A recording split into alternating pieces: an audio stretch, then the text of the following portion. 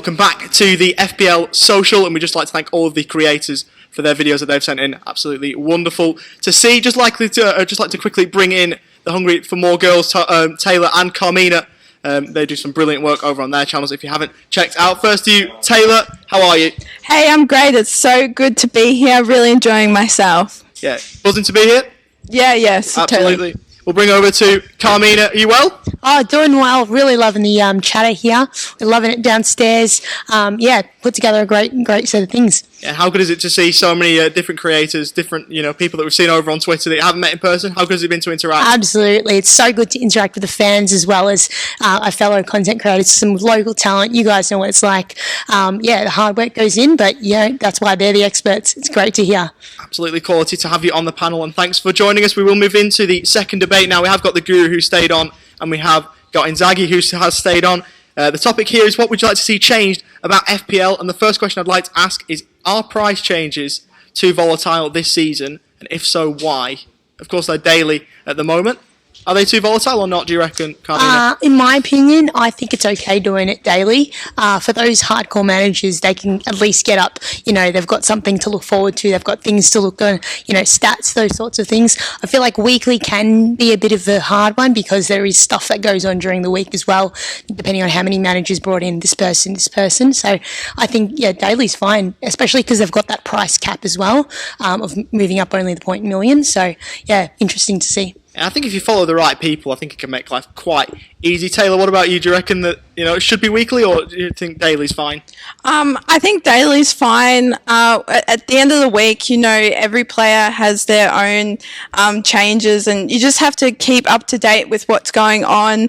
But players have their own results, and that needs to be changed depending on their performance. So I think it's all right, at the end of the day. Yeah, I think the one thing with price changes is it's the only thing that suits Australian managers, because they come out at 11 o'clock and, when they come out every single day, everything else it works against us. I think that's the one thing that actually works for us. So FPL, if you're watching, keep them daily, please. Give us something to give us some advantage to take forward. But we're going to move on to Matt now, and we will have a go at this question here. What chip would you like to see introduced most for next season? Oh, I think it's got to be, I'm not sure if many people in the audience play the Champions League fantasy or played the Euro fantasy or the World Cup fantasy. They've got a limitless chip. I think that would be unbelievable for Fantasy Premier League. So basically a limitless chip it's like a free hit, but you've got an unlimited budget. And it's just so effective in the Champions League fantasy. I just reckon it'd be such a good one to bring in. Yeah, you're basically FPL planner at that point with the limitless chip, because his team with his team is insane. So you can just be TN for a week, which would be class. But Inzaghi, what do you reckon? Would you like to see maybe the return of the all-out attack, perhaps, or do you reckon that one's dead in the water? No, that's dead. It's actually very similar to what Matt said. It kind of builds on that. The free hit, though, I don't like how you're limited to 3 players from the same team. It would be nice to say like a mega free hit or go limitless, but limitless is no budget, no limitation as to how many Liverpool players or City players you could pick. You can just go all in on however many teams, however many players you want for that game week. That would probably be my one, like a mega free hit.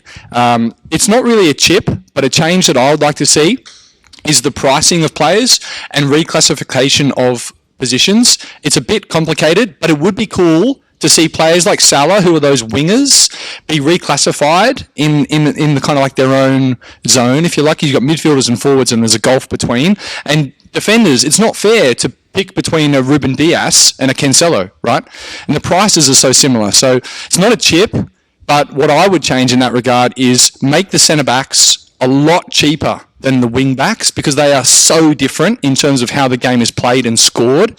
And then maybe think about how you can actually give some life to the forwards, because unless things change, we're not going to be picking forwards from now on, because it's all about those wingers like Salah and Mane and whoever else who basically play as forwards, but they get an extra point for a goal, clean sheet and whatever else. So that's what I'd change. Yeah, definitely that's one that could be brought in. Potentially, if you could go down the route of, I don't know if you've played Supercoach in different sports, but they have like dual position players. So you can have a midfield and a forward. Do you reckon that could be something that could work? Yeah, and similar to Supercoach, I like with the pricing how it's based on performance. It happens at the end of the week. So if a player scores well, their price will increase. Doesn't matter how many people bring them in. I'm sick to death of price changes. Salah's just rose 0.2 in 48 hours. That has really ticked me off. So I don't like the price change. I know we've moved on from that, but it still hurts, okay? So I don't like it. Very passionate, and you definitely were potentially not prepared about bringing Salah back in. And there's the volatile nature of it, though, isn't it? Yeah, he's coming in next week, but I don't want to have to pay 0.2 more for him now. So, I mean, I just don't like how volatile they are. I think they are too volatile. Yeah, we'll move on, and we're going to go right to left to get everyone's view on this one, because this is an interesting point. Another one similar to Supercoach, if you've played it. Should there be a rolling deadline, yes or no? No, because I think it disadvantages, us Australians and people in different time zones too much. It's already hard enough to get up for some deadlines. The Saturday mornings that are 5 a.m. deadlines, that's really tough. Imagine if you had to do that again on Sunday morning.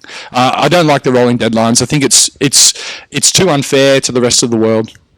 I mean, I suppose it would give us the rest of the day, though. It would give you, if it was a Saturday, it would give you the rest of the day to sort the team out. But, Carmina, what do you reckon? Same opinion? Yeah, I agree as well. It makes it very difficult for us Australians in that time zone, but also the fact that you'd really have to think about all the other players that you have and whether or not that's going to fit into your budget too. It makes it tricky. Yeah, the one thing I would say with a rolling deadline, Taylor, though, is it gives you a chance to manage more, I would suppose. So would you appreciate that aspect of being able to fully being able to manage your team on the spot, or would you rather just have it, once per week and that's that? I think that would be a disadvantage for me, since I seem to forget the deadline and there's only one at the moment. So having to do it probably about 11 times for 11 players would be quite difficult. So I'd like to just keep it at one and try and get that one first. Guru, have we got a full house on that point? Look, I would like to keep it how it is, because it creates some strategy to it. But in Champions League, there's the rolling deadline. We had it in the Euros as well. I think they could maybe do it at the Christmas period when there's a ton of games in a short space of time. I think actually it could work quite well. So they might be able to throw it in there, or maybe throw it in when there's a double game week. So they could maybe have a rolling deadline 1 or 2 times a season. I think they can incorporate it in there. But overall, I prefer just the one deadline. But there's definitely some movement for it, I think. Yeah, and final question for this debate. Should you be able to use multiple chips in the same game week? I don't really like this one, but Guru, for someone like yourself, do you reckon that would work? No.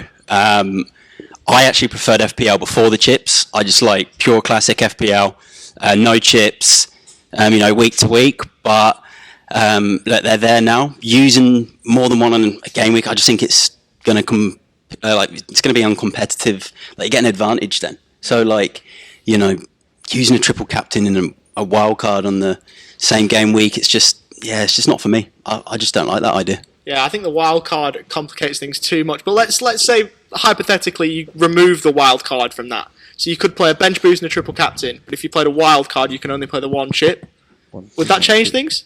No, because I think one of the best things, even though I don't like the chips, one of the best things about having the chips is you plan for the chips. Yeah. So in a season, you plan when you want to use the chips, and you sort of spread them out over different game weeks. And I just think using more than one in a game week, it's not as enjoyable. I don't think it would make the game any better as it is. It's just not for me. Yeah, if we move across now to Taylor, what do you reckon? Same view? I think it just makes it a bit boring, to be fair. I think for those hardcore managers, it would put them at such a huge advantage using one or 2 or more, that it would put the rest of the players just all out of whack. He said, you got to plan it so much, and when you're doing so many at the same time, you'll just be put at an advantage compared to everyone else. It won't be as fair, I don't think, where, planning your players each week when you're not using chips so often really makes it strategic for the whole season. I think that's a fair one. Carmina, do you see any method where it could work? Yeah, I think it may work. Maybe if you had a limit to it, so just the 2 chips. I mean, it could make a difference, but at the same time, you really need to kind of plan it for a double, for a blank. Maybe you can use 2 chips then, but again, it's a lot of strategy involved in it. Yeah, I think that is the way forward.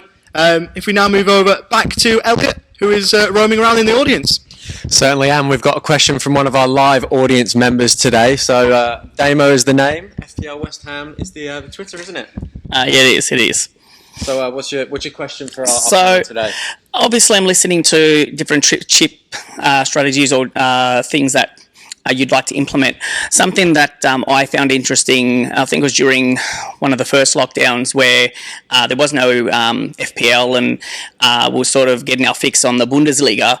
On the Fantasy Bundesliga site, they don't do captains per se, but they have it spread across sort of defenders, midfielders and forwards, so it sort of spreads out the risk and things like that. So my question for the panel is, would that be something that you would be in sort of for or against in terms of mitigating that sort of risk in terms of captaincy? Because obviously, as you sort of guys discussed about EO and stuff, it would open up sort of another world in terms of the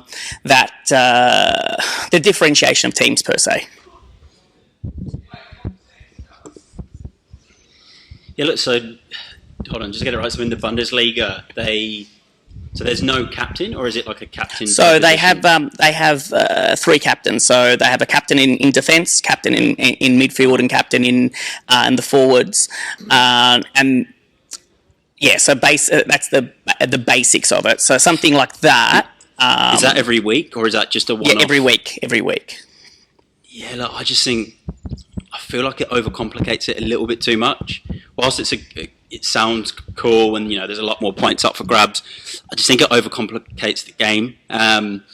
So probably not for me. Again, though, that could be something that could potentially, going back on the chip strategy, it could be a one-off chip where you're able to use the captaincy. So maybe instead of triple captaincy, you're able to use the captaincy on a goalkeeper, defender, midfielder, striker, all in one game week. That could be a chance for a new chip. Obviously, the points you could gain from that would be unbelievable. But that could potentially replace triple captain. I don't mind it maybe for one game week, but I think if that was week to week, it's just a bit too much overkill. Probably not quite for me. Going off what he said, I would agree. It would have to be that 1 week where there's a huge blank amongst all the teams and you can just emphasize the whole game week by using it off other players rather than that one captain, like we saw that Salah wasn't there for so long and everyone's scrambling to get a good captain. So using that for a free hit kind of way would be, I reckon, beneficial. Yeah, for sure.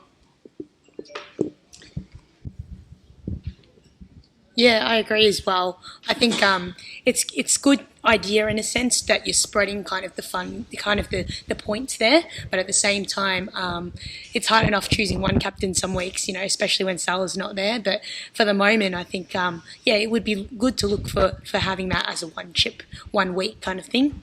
Yeah. That now concludes the second debate. Thank you to all of our contributors for putting their opinions forward. Much appreciated.